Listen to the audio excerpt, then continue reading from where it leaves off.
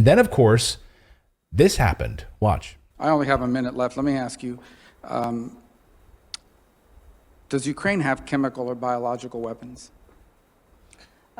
Ukraine has biological research facilities, which, in fact, we are now quite concerned Russian forces may be seeking to gain control of. So we are working with the Ukrainians on how they can prevent any of those research materials from falling into the hands of Russian forces should they approach. I'm sure you're...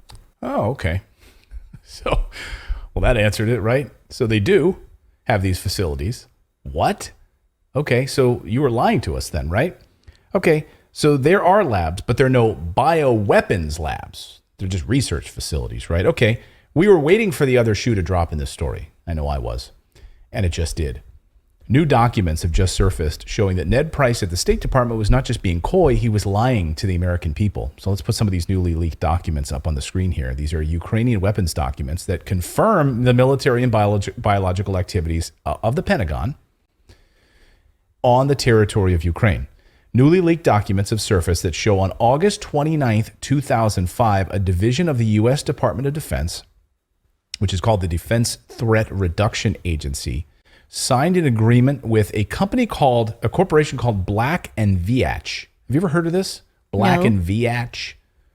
It's kind of an unfortunate name for a company. Out of Kansas, and they're in the United States, in Kansas. The contract, the agreement was to implement the Biological Threat Reduction Project in Ukraine.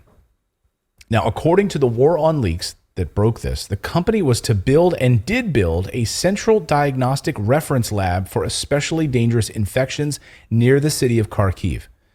This facility was to conduct research on pathogens as well as create vaccines. A total of $173 million was allocated for the project. What's interesting and not surprising, of course, is that the United States contracts with private companies, right? So you taxpayers will pay for bioweapons being developed in Ukraine, but the United States State Department, Ned Price, gets to say that we don't own them. Convenient, right? Like, we don't own them, right? Nor do we actually operate them, because we're just funding private companies to do it, right? It's the same way we get away with all sorts of shit, like in Iraq with private contractors, right? It's kind of like a franchise. It's like, that's the franchise, and we supply all the goods and all that, and we get a percentage of the profits or whatever, but we don't own it. Somebody else does. Yeah. So we learned from these documents that these American private companies are doing the heavy lifting on all of this. And so this Black and Veatch company, the largest engineering firm in Kansas, has contracted with the Department of Defense for these biological threat laboratories in Ukraine. Don't take my word for it. It's literally right on their website. Here it is, Black and Veatch, and they have a whole section right on these particular projects in Ukraine.